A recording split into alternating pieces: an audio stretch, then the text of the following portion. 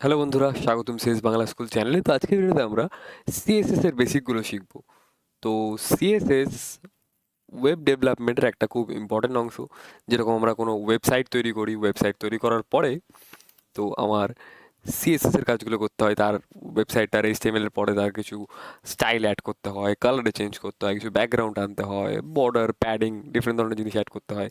তো মূলত স্টাইলের কাজগুলো, স্টাইল অ্যাডিশনের কাজগুলো সিএসএস করে থাকে। এবার তো সিএসএস মূলত তিনভাবে অ্যাড করা যেতে পারে। একটা হতে পারে ইনলাইন সিএসএস। একটা লাইনের আমার কোনো ট্যাগ আছে, সেই ট্যাগের মধ্যেই আমি কিছু স্টাইল অ্যাড করে দিলাম, সেটা ইনলাইন সিএসএস হলো। আরেকটা হতে পারে ইন্টারনাল সিএসএস।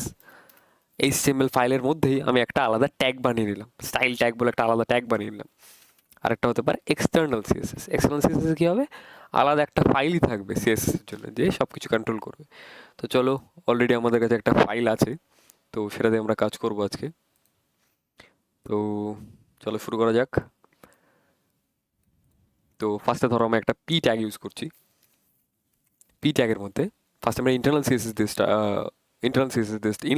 দিয়ে স্টার্ট করব। তো পি ট্যাগের মধ্যে আমি ধরো লিখলাম this is my first page with CSS. CSS দিয়ে এটা আমার ফার্স্ট পেজ। তো এবার এই পি ট্যাগের মধ্যে স্টাইল বলে একটা ভ্যালু অ্যাড করতে হবে, স্টাইল বলে একটা প্রপার্টি অ্যাড করতে হবে। স্টাইলের মধ্যে আমি দিলাম কালার রেড, দিয়ে একটা সেমিকলন অ্যাড করতে হবে। তো কালারটা চেঞ্জ হয়ে যাবে। তাহলে ইনলাইন সিএসএসে কী হচ্ছে, স্টাইল বলে একটা অ্যাট্রিবিউট অ্যাড হবে। স্টাইল বলে একটা অ্যাট্রিবিউট অ্যাড হবে, যেটা এইভাবে হতে পারে স্টাইল ইকুয়াল টু করে দেন ব্র্যাকেটের মধ্যে তুমি জাস্ট প্রপার্টি পাস করবে এবং প্রপার্টির একটা ভ্যালু হবে। এবং সব থেকে ইম্পর্টেন্ট জিনিস এই সেমিকলনটা। সেমিকলনটা কেন ইম্পর্টেন্ট? কারণ ধরো আমি এখানে আর একটা জিনিস অ্যাড করছি, ব্যাকগ্রাউন্ড কালারে ধরো আমি দিয়ে দিলাম ব্লু। তো ইমিডিয়েটলি অ্যাকসেপ্ট করে নেবে। কিন্তু যদি আমি কোনোভাবে এই সেমিকলনটা মিস করি, দেন কোনো কিছুই কাজ করবে না। সেমিকলনটা যখনই আমি দেবো, ও বুঝতে পারবে আলাদা আলাদা দুটো প্রপার্টিস অ্যাড হয়েছে, দেন ও ঠিকঠাক মতো কাজ করবে। তো হয়ে গেল আমার ইন লাইন সিএসএস। এবার আমরা ইন্টারনাল সিএসএস করব। তো তার জন্য আমি আরও কিছু ট্যাগ বানিয়ে নিই। ধরো আমি এখানে আরও কিছু পি ট্যাগস বানাচ্ছি। পি ট্যাগ না, মানে আমি ডিফারেন্ট একটা ট্যাগ ইউজ করি, কারণ পি ট্যাগের জন্য অলরেডি কিছু অ্যাড করা আছে। আই ট্যাগ ইউজ করছি, H1 ট্যাগ ইউজ করছি। আপাতত আমি ধরো এই দুটো জিনিসের উপরেই কাজ করছি, বি ট্যাগ আর H1 ট্যাগ। সেম জিনিসটা আমি কপি করে নেব।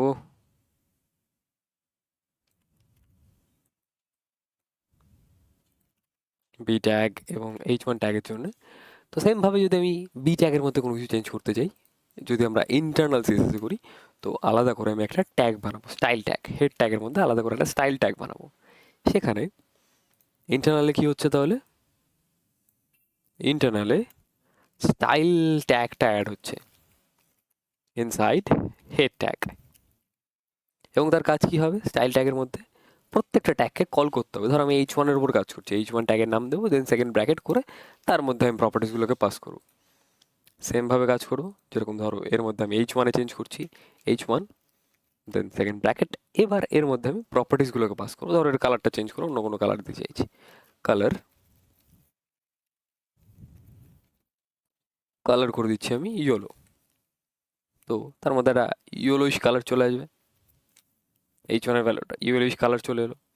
এবার তার মধ্যে যদি আমি অন্য কিছু অ্যাড করতে চাই, কালার ব্যাকগ্রাউন্ড কালারে ধরো অ্যালিস ব্লু অ্যাড করলাম, দেন ব্যাকগ্রাউন্ডটা কিছুটা চেঞ্জ হয়ে যাবে, ইয়েলোটা কিছুটা একটু বাজে টাইপের colour as a value use করার জন্য। তো কালারটা চেঞ্জ করে আমি কিছুটা সিম্পল ব্লু ভায়োলেট অ্যাড করলাম। এইসব জিনিসগুলো করা যেতে পারে। তাছাড়াও মার্জিন বলে একটা জিনিস হয়, মার্জিন লেফট বলে যদি আমি এখানে 20 পিক্সেল দিয়ে দিই, দেখবে ওর কিছুটা শিফট করে এইদিকে চলে এলো, ইমিডিয়েটলি শিফট করে কিছুটা চলে এলো। তারপরে মার্জিন টপ বলে যদি আমি কিছুটা অ্যাড করি, মার্জিন টপ করে যদি আমি 10 পিক্সেল অ্যাড করি, তাহলেও কিছুটা নিচে চলে আসবে, কিছুটা ওপর থেকে কিছুটা মার্জিন ছেড়ে দেবে। যথারীতি মার্জিন বটম আছে, মার্জিন রাইট আছে। তো এছাড়াও প্যাডিং বলে একটা অপশন আছে, প্যাডিং লেফট করে যদি আমি 10 পিক্সেল দিই, তো ও কিছুটা স্পেস ছেড়ে দেবে। তারপরে বর্ডার বলে একটা অপশন আছে, বর্ডার লেফট বলে 10 পিক্সেল দিই, তো বর্ডারটাও কিছুটা ছেড়ে দেবে। তো তিনটে টাইপের জিনিস হয়, একটা মার্জিন, একটা বর্ডার, দেন তার মধ্যে প্যাডিং। তো এই তিনটে জিনিস দিয়ে আমরা স্পেসিংয়ের কাজগুলো করতে পারি, আর এটা চারদিকেই করা যেতে পারে, লেফট রাইট টপ বটম দুটো চারদিকেই করা যেতে পারে। এছাড়াও আরেকটা যেটা জিনিস হয় সেটা হলো আমার ব্যাকগ্রাউন্ড ইমেজ। তো তার জন্য আমি বডি ট্যাগটা ইউজ করবো, বডিও যেহেতু একটা ট্যাগ, সেখানেও আমি সিএসএস এর কনসেপ্টগুলো অ্যাড করতেই পারি। ধরো ব্যাকগ্রাউন্ড ইমেজ বলে একটা কিছু রাখছি, এবং তার জন্য ইউআরএল বলে একটা বস্তু হয়। আমার কাছে অলরেডি কিছু পিক্স আছে, তো আমি এই পিকটা ইউজ করছি। তো দেখো এই পিকটা না রিপিট হয়েছে, একবার হয়ে গেল দেন রিপিট হয়েছে। এই পিকগুলোর ক্ষেত্রে কি হয়, ও যতটা সম্ভব চেষ্টা করে যেন পুরো এরিয়াটাকে কভার করা যায়, পুরো ওয়েব পেজটাকে যেন কভার করা যায়। এবার আমার যদি মনে হয় আমি এটা করব না, তাহলে আমি ব্যাকগ্রাউন্ড রিপিট বলে একটা অপশন আছে, সেখানে নো রিপিট লিখে দিতে পারি। তাহলে দেখবে রিপিটেশনটা আর হবে না, একবার রিপিট করে দেন ও স্টপ হয়ে যাবে। তো এইভাবে আমরা ইন্টারনাল সিএসএস ইউজ করতে পারি। আর অলরেডি তোমাদেরকে ইনলাইন সিএসএসটা দেখালাম। এবার যদি এক্সটার্নাল সিএসএস ইউজ করি, অলরেডি ধরো আমার কাছে একটা সিএসএস ফাইল আছে, এর মধ্যে ধরো আমি শুধু টার্গেট করছি বোল্ডের ফাইলগুলোকে, এই লাইনগুলোকে। বোল্ডের লাইনের মধ্যে ধরো আমি লিখেছি কালার, ধরো আমি এখানে ব্রাউন দিয়ে দিলাম, তো ব্রাউনিশ কালার চলে আসবে। সেমিকলন দিতে হবে, আসবে না কারণ আমি স্টাইল ট্যাগটাকে কল করিনি, স্টাইল ট্যাগটাকে কল করতে হবে। তো তার জন্য আমি এই লিঙ্ক সিএসএস বলে এই জিনিসটা অপশনটাকে ইউজ করতে পারি। আর স্টাইল ডট সিএসএস বলে আমার ফাইল ছিল, এবং সেম নামটা আমি এখানে পাস করেছি, সেই জন্য স্টাইল ডট সিএসএসটাকে অ্যাকসেপ্ট করেছে এবং জিনিসগুলো আসছে। তো কালারটা চেঞ্জ করে দিচ্ছি, ব্যাকগ্রাউন্ড কালার, দেন আমি এটা করে দিলাম। তো এবার যদি আমার মাল্টিপল বোল্ড ট্যাগ থাকে, ধর আমার মাল্টিপল বোল্ড ট্যাগ আছে, মাল্টিপল বোল্ড থাকলে সব ক্ষেত্রে সেই সেম জিনিস অ্যাকসেপ্ট করছো। তো সবসময় তো আমি চাইবো না যে আমার যতগুলো বোল্ড ট্যাগ থাকে তার মধ্যে সেম টাইপের আমার সিএসএস অ্যাড হোক। আমি হয়তো চাইছি আলাদা আলাদা জিনিসের জন্য আলাদা আলাদা হোক। দিস ইজ মাই, ধরো এটা আমার সেকেন্ড, এটা ধরো আমার থার্ড, আপাতত তিনটে জিনিসের জন্য ট্রাই করি। তো এখানে হয়তো আমি একটা ক্লাস অ্যাড করে দিতে চাইছি, class equal to h1। h1 একটা অলরেডি ট্যাগ, তো আমি অন্য কিছু ইউজ করি, হ্যালো বলে একটা ক্লাস ইউজ করলাম। তো হ্যালো ক্লাসটাকে যখন ইউজ করব, তখন এইভাবে না লিখে আমি ডট হ্যালো বলে কল করতে পারি, ডট হ্যালো বলে। দেন ধরো আমি জাস্ট কালারটা চেঞ্জ করে দিলাম, কালারটা করে দিলাম ব্রাউন।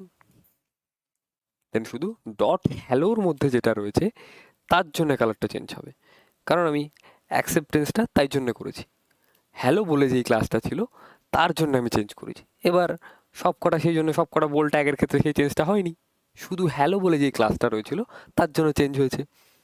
এবার যদি যথারীতি আমি এর জন্য আরেকটা ক্লাস প্রোভাইড করি, ক্লাস হাই, এর মধ্যে রাখতে হবে হাই ট্যাগ প্রোভাইড করলাম। ধরো এই দুটোই আমার হাই ট্যাগ, ক্লাস হাই, দুটো সেম ক্লাসে বিলং করছে এবং তাদের জন্য যা প্রপার্টি রাখবো সেটা সেমভাবে কাজ করবে। হাই ট্যাগ ইউজ করলাম, তাদের কালারটা ধরো আমার রেড হবে, তাদের জন্য ব্যাকগ্রাউন্ড কালারটা আমি আলাদা দেবো, এই টাইপের একটা ব্যাকগ্রাউন্ড কালার রাখলাম। এদের জন্য ব্যাকগ্রাউন্ড কালারটা আমি অন্য কিছু রাখবো, ধরো অ্যালিস ব্লু ব্যাকগ্রাউন্ড কালারটা রাখবো। তো তাদের জন্য আলাদা আলাদাভাবে কাজ করবে। এখানে আমি হাই রেখেছিলাম, তো এখানে ডট দিতে হবে। যখনই আমি কোনো ক্লাস ইউজ করবো তার আগে ফার্স্টে ডট আসবে, দেন আমার ক্লাসের নামটা ইউজ করতে হবে। ডট যখন ইউজ করবো তখনও বুঝে নেবে যে একটা ক্লাস ইউজ হচ্ছে। ডট হাই করলাম, দেন দেখো চেঞ্জটা আসছে। আশা করি তোমরা এই ভিডিও থেকে সিএসএসটা ভালো মতো বুঝতে পেরেছো। আশা করি তোমরা ভিডিওটা থেকে কনসেপ্টটা পরিষ্কারভাবে বুঝতে পেরেছো। যদি এই ধরনের ভিডিও তোমাদের পছন্দ হয় তাহলে আমার চ্যানেলটিকে সাবস্ক্রাইব করে নিও এবং আমার ভিডিওটিতে লাইক করে দিও। আমি আমার চ্যানেলে অনেক প্লেলিস্ট বানিয়েছি ডিফারেন্ট টাইপের বিষয় নিয়ে, কম্পিউটার সায়েন্সের, স্কুল এবং কলেজের বিষয়গুলো নিয়ে। তোমরা এই বিষয়গুলো শিখতে চাইলে আমার চ্যানেলটিকে সাবস্ক্রাইব করে ফলো করতে পারো। ধন্যবাদ।